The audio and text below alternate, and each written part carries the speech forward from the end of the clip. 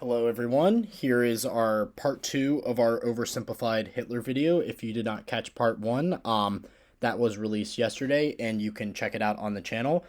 Just remember to like and subscribe if you want more oversimplified content. Here we go. Since Germany's military had to be reduced, Hitler could no longer remain a soldier after the war, but he kept working for the army as an informant. After the war, communists in Germany had attempted a revolution, and the government was worried about communism in general. So Hitler was tasked with infiltrating and reporting on any new political parties. So yeah, during the transition period between the Weimar Republic and the former German government under Kaiser Wilhelm, there was actually this brief period where the communists kind of took power, and what happened in Russia, many felt was going to happen in Germany because you saw the rise of these communist movements, and a lot of people, because of how awful the war was, kind of wanted some sort of revolution where the workers would rise up. So it's kind of an interesting what if scenario of what would have happened if Germany had a revolution similar to what the Russian Revolution was. That could pose a communist threat.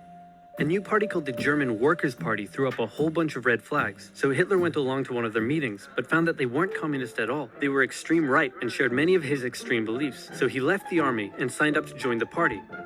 I believe that is true as well, that this party was so small that Hitler was actually the 55th ever member of the Nazi Party. So it's very fascinating how early Hitler got involved with the Nazis, and how it shows if you show up early to some of these political movements, you can rise up the ranks, especially because Hitler had frankly no feats to his name at this point. Obviously, he fought in the war, but he was unemployed. He was a failed artist. He basically had only a high school education. He had no prospects of life, but he was able to rise up the ranks just because of his prowess of being among a small group of people.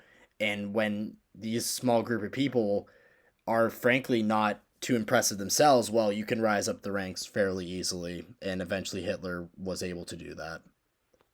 His fantastic speaking abilities impressed the party's leadership and supporters, and he very quickly rose to the top. He decided the party needed a makeover, so he renamed it to the National Socialist German Workers' Party, or Nazi for short, yep. And he gave it a new color scheme.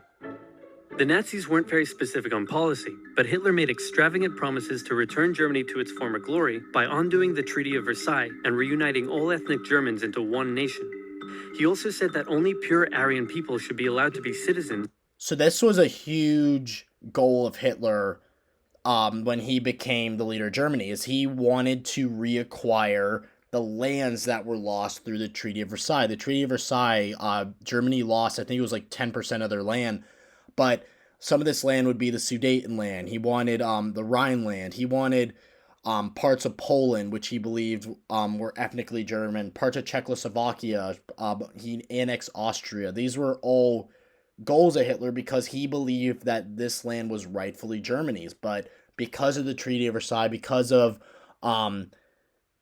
Germany not being to reunify, and parts of what he considered to be ethnically German were parts of other countries, Hitler didn't have everything he wanted. So this was frankly one of his biggest accomplishments, was reunifying Germany and getting this land back that was given away through the Treaty of Versailles. And that all Jews would lose their citizenship. These ideas were already common in extreme right politics, but what set the Nazis apart was Hitler himself, and they quickly became the leading party on the extreme right. So I'm of the historical perspective that if Hitler did not rise to power, and you saw it in the four groups there, that another group would have taken its place, because every single thing that was needed for a fascist government to rise up frankly happened in Germany. You had the hyperinflation, you had the poor economy, you had other European powers taking advantage of Germany because of the Treaty of Versailles. France even took over a part of Germany for a time period because Germany was unable to pay back their reparations. So I'm of the historical perspective that if not for Hitler, another right-wing group would have taken his place, per se. And you might disagree with that perspective, but I hear a lot of times if only Hitler got accepted to art school. No, I really think that it was almost inevitable just because of the hand Germany was dealt after World War One, that extremism of some sort would have taken power. Many of the political parties in Germany at the time had paramilitary wings, and the Nazis were no different. Hitler set up the very descriptive Whole Protection Detachment, later changed to the very delightful Gymnastic and Sports Division, and finally settling on the ominous Storm Detachment, or SA for short. Their job was to defend Nazi party meetings and intimidate political opponents, and they would. So the SA, their nickname would eventually become the Stormtroopers, which is obviously the army that the Empire uses in the Star Wars movies, and that's where George Lucas actually got his inspiration for the name, and the tyrannical army of the Empire in Star Wars was actually from the SA.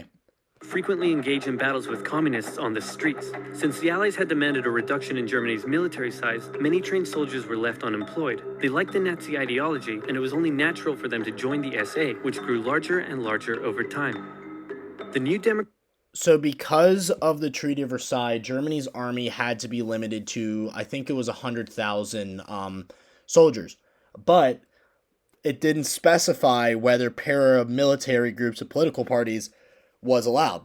So what would happen is essentially every single major political party, or basically the extreme ones, would have these paramilitary groups running the party. So all these former soldiers looking for some sort of outlet and use of their training would go to these paramilitary groups. And it wasn't unique just to the Nazis. Every single right and left wing group in Germany had these military wings, and you would have these street fights, almost like gang warfare between parties who were constantly trying to win sectors of the populace. But at the same time, the violence would turn a lot of people off, which is why many of these movements didn't succeed. But the Nazis, as you'll see, were able to succeed because of outstanding circumstances. democratic government that formed after World War I was pretty weak and ineffective. In order to pay reparations to the Allies, it started printing more money. The problem is that printing money doesn't actually give a country more money, it just makes money less valuable. So as the country printed more and more money, it became worth less and less, and the currency crashed. In 1919, one US dollar was worth about 4 German marks. By December 1923, one US dollar was equal to 4.2 trillion marks. Just look at that. Think about that for a second, that your bank account is worthless now. Even if you were part of the country's elite and you somehow survived economically after World War One, you are facing this depression. This is not just felt by the lower class. This is felt by everyone. There's stories of people having to bring wheelbarrows full of German marks just to buy a loaf of bread, or you'd have these people wouldn't go to work because they frankly didn't know how much they'd be paid, because you would agree to a contract, but that contract is going to be worthless within a few hours. So what's the point of working? Because you don't know. People have no incentive to save money because they know that their money is going to be worthless tomorrow. So the biggest problem, in my opinion, that Germany faced after World War One is this hyperinflation, because they had to pay back the insane reparations to the Allies, and because they had to take full blame for the war, they footed the bill basically for World War One, and the only way to do that was to print out more money. But if you print out more money, it's going to crash your economy, and that's exactly what happened, which allowed extreme right-wing groups such as the Nazis to take power, because people just needed some sort of solution of how to combat this. The price of bread rose to 200 billion marks. Banknotes became worthless. Unsurprisingly, in such an economic crisis, Germany struggled to pay the Allies. The French were pissed about this, so they occupied the Ruhr, an area full of factories, and took the economic output from the area as payment. They treated the. You have a sovereign country in Germany essentially being invaded by the French. How would that make you feel? Especially because your citizens in that region are being discriminated against. They're being taken advantage of. And simultaneously, you have already a struggling economy, but France is taking away all your economic output in this very industrial area. Of course you're going to have extremism happen. And it's just so sickening to me that a lot of this could have been prevented if the Allies were not so harsh to Germany after World War One, and it is insane the type of stuff that they did to their economy, and they frankly led to Hitler rising, and that's sad. It's a sad fact, but that is a fact. The German civilians badly, and in total, approximately 130 Germans were killed during the occupation. Germans were furious, and Hitler and the Nazis thought that now would be a great time to lead a revolution. In November 1923, inspired by something a certain bold Italian man did a year earlier, Hitler stormed a meeting at a beer hall and called for an uprising against the government. With his supporters, he marched on the streets of Munich, hoping the police would join his side. They did not. So a common misconception is that Hitler was trying to overthrow the whole German government. That is incorrect. He was trying to overthrow the state of Bavaria. You have to remember that Germany was essentially a federalist state. So you had certain sections. So Hitler and the Nazis wanted to take over Bavaria. But in regards to Mussolini basically did what Hitler did. He basically went to the central government of Italy and is just like, I have an army and I'm going to take it over. And they gave him power. So that was the rise of fascism in Italy. But I don't know as much about it, but Hitler was not attempting to overthrow the whole German government, just a section of what was a federalist state. Hitler was put on trial for treason. He could have been sentenced to life, but the right-wing judges thought he was a pretty cool guy. Hitler knew the judges and knew that they would be lenient, so he took the opportunity to make impassioned speeches during the trial. And in the end, he was sentenced to just 5 years in prison, of which he only served 9 months. And when I say prison, it was more like a pleasant hotel stay where he had plenty of time to write a book. The whole affair was covered by the media nationwide, and it made Hitler famous. Hitler and his extreme message were now known throughout Germany, but the everyday German still didn't care much for him. So very interesting fact is that after Hitler was released from prison, the Nazi Party for a small period of time was actually technically illegal, but that obviously got overturned. But simultaneously, Hitler almost had to restart, even though he got all this publicity, because the German economy was recovering in a way, because the German government basically got rid of their hyperinflation by introducing a new currency. So now you see the government starting to, the economy starting to come back. But it wasn't until the Great Depression that people would start to feel the economic woo again of this. So this is why Hitler was able to gain power. You'll see here that Hitler, before the Great Depression, got like 2% of the vote, something crazy small like that. But yeah, this is Hitler basically had to start over despite being a nationwide figure now. In the 1928 election, the Nazis only won about 2% of the vote. Many were still intimidated by all the violence and the shouting and how unpolitician-like he was. But a new economic crisis would change all of that. To help Germany pay its reparations, America agreed to give it loans. In October 1929, the Wall Street crash happened, and America wanted its money back. The economic strain this put on an already struggling Germany was severe.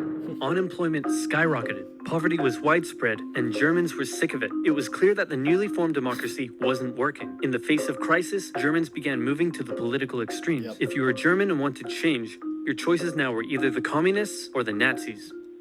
So here you go. You have what were essentially normal people who advocated and voted for normal political parties not being able to put food on the table. So therefore, they have to go either extreme left or extreme right because they are looking for basically anything which will help their economy because that's just what they are. I always find it difficult and a little irritating when people say that every single German who fought for the Nazis were evil. They fought, their government was certainly evil. The people at the top were, but for a lot of these people, they were just young men who got forced into this ideology that they had no business being in. At its peak, the Nazi Party only got like 35% of the vote. They never got a majority in Germany, but once they gained some sort of power, they outlawed every other political party. So it gave the perception that every single German was a Nazi when that couldn't be further from the truth. Hitler claimed that he was the only one who could return Germany to its former glory. The Nazi Party used propaganda to make Hitler seem like a great and powerful man, and they gave the German people a scapegoat to blame for all their suffering. The promise of a single strong dictator was a breath of fresh air for Germans after years of failing democracy. Some bought into his extreme ideology. Some didn't agree with the racism, but were willing to vote for him anyway. Many didn't know much about politics at all, but just got caught up in the hype. Election after election, the Nazis became more and more popular, until in 1932, There you go. They became the most popular party. But still not the majority of people wanted them. But you see here that some moderates believe that economically the Nazi Party was favorable for them. And that's a real shame that they couldn't see past the more despicable aspects of it. But it just goes to show what people were willing to do to try to get their economy going again. The Great Depression did this to a lot of people. There is some talk in the United States even that they were going to have some sort of socialist or communist uprising just because of how bad things got. Thankfully, the New Deal helped quell a lot of that, but imagine what would have happened if the United States turned to communism or turned to just mass extremism, which you saw in a lot of parts of the United States, and it was certainly not a impossible that they would happen. There's actually a very interesting book called Hitler's America's Friends, where basically they go over all the extremist movements that almost took place in the United States, and some of them had like over 500,000 members, which is no small amount in this time period. They became the biggest party in the German parliament. Hitler came to truly believe that he was some sort of great, destined savior of Germany. He turned megalomaniac. He decided to run for president and did surprisingly well, but still lost to the extremely popular World War I general Paul von Hindenburg. Since he was now the leader of the biggest party, though, he demanded President Hindenburg make him chancellor. But Hindenburg was reluctant, seeing that Hitler was clearly such a big racist. Industry leaders urged Hindenburg to give Hitler the chancellorship, fearing the rising support for communism, and leader of the Center Party von Papen, who had been secretly negotiating with Hitler, said to Hindenburg, "How about we make Hitler chancellor on the condition that I get to be vice chancellor and most government jobs go to us moderate conservatives? That way..." You see here that they tried to quell Hitler because they believed that they could quell him just because they were frankly the majority moderates and normal parties were the majority, but they underestimated Hitler. They underestimated that he was going to start taking a lot more power for himself, and von Hindenburg would eventually die in office, which would give Hitler the perfect opportunity to seize all the power for himself. I'll get to keep my power. We'll get to keep our power, and we'll control Hitler like he's our angry little puppet. Not gonna work. What could possibly go wrong? As it turned out, everything. Hitler became Chancellor of Germany in January 1933, but he was not yet a dictator. In February, the German parliament building was set on fire. Historians still aren't sure who did it, and many suspect the Nazis did it themselves, but Hitler blamed the communists, and he convinced President Hindenburg to sign an emergency decree allowing him to imprison all communists and other political opponents. See, and this is what I think is the beauty of the United States, is that even political parties that we disagree with and we believe are radical, you can't imprison them. We still have rights, and this is the danger when you imprison or you try to seize power from groups you disagree with. No matter how radical they still have all the rights as they are, because Hitler started the dangerous precedent that he could just quell the communists. And if he can imprison all the communists, well, that gives him the precedent that he can imprison and get rid of the rights to all the Jews and then the gypsies. And then he kept going and he kept stepping. But that's why it's important that even if you don't agree with a group, you should never take away their political rights. And this is a dangerous precedent that you set whenever you get rid of the rights of any citizenship group, no matter how radical or how terrible you might think they are. Communists and others were sent off to the first concentration camp in Dachau. At this time, the elderly President Hindenburg passed away, giving Hitler the perfect opportunity. He introduced a law to Parliament that would allow him to make all future laws and decisions entirely on his own. With his political opponents imprisoned and the SA intimidating others, Hitler's law passed. Just 2 months after becoming Chancellor, Hitler was now a dictator.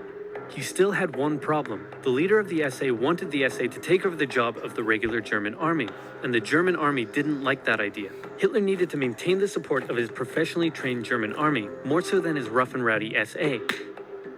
So one night in June 1934, he had Röhm and many... The Night of Long Knives. This is a, even though I don't agree with the essay, this is still pretty tragic that Hitler would basically kill all of his political opponents that he disagreed with just because he needed to hold on to the support of the German army. And there was the tension between the SA and the German army of who was going to be the actual enforcers for the Nazi party and, frankly, Germany itself. And yeah, this is a very dark moment in German history.